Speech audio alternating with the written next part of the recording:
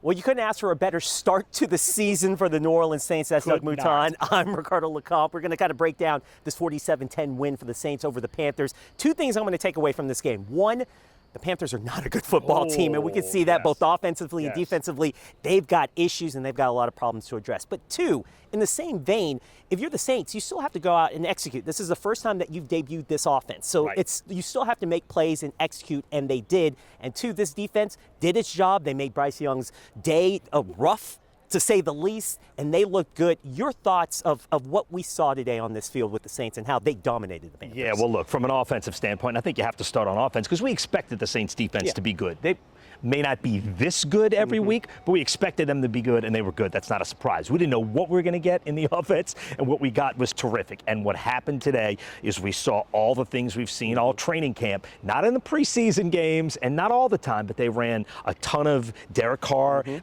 rolling out. He said he's never played out of the pocket in his life more than this game, and he said he loved it. We saw a ton of the running game. Saints ran the ball for 180 yards. That doesn't happen in the NFL very often. And I thought Clint Kubiak was totally on point on third down. His third down calls were excellent. He had the Panthers guessing. Eric McCoy in the locker room, my single soundbite from any player in the locker room. He said, Clint Kubiak on third down. Chef's kiss. Chef's kiss. And that's all he did. And he's 100% right. Look, there was a 3rd and 7 in the first half where the Saints did a quick pitch to Alvin Kamara behind Trevor Penning, who kicked out and knocked out the cornerback. Kamara got the first down easy, and I remember thinking at that time, and I wrote it down, it's like, this is unbelievable how off balance he has them. And this was a great day for Clint Kubiak and the whole offense. And I think that's where you have to start in an evaluation of this game. Yeah, right. And remember, we talked about this offense, and the key to really establishing anything that Clint Kubiak wants to do is establishing the run. So 4.9 yards per carry for this team. They were able to establish the run. We knew we had questions going into this game about this offensive line, 3 new starters. For the most part, they were able to hold up and actually look more aggressive against this Panthers defensive front to establish that run. I also like, as in that same vein, talking about Clint Kubiak, the aggressiveness he was calling. The first touchdown was on a 3rd and 4, and they go deep and hit Rashid Shaheed on a long touchdown.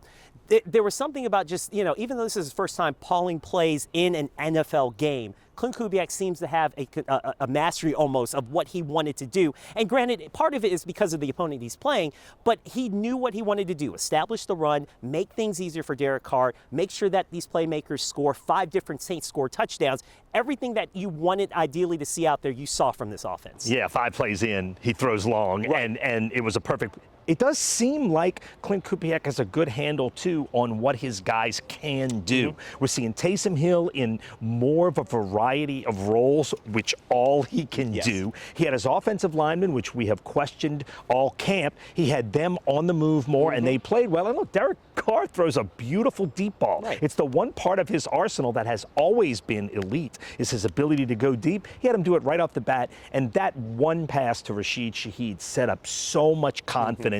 And I think everything built coming off of that. Yeah, it's something that the Saints hopefully can carry into Game 2 against a tougher test in the Dallas Cowboys on the road. So I don't know if they're going to score on their first 9 possessions like the Saints have to open the season. But still, if you're a Saints fan, enjoy this win because, again, if you're going to complain about all the bad stuff that happens in the Saints, especially from last season, you got to relish and enjoy the good times. And right now, that was some fun football to watch here on Sunday. Yeah, and a few other notes, like Alontae Taylor's blitzing ability.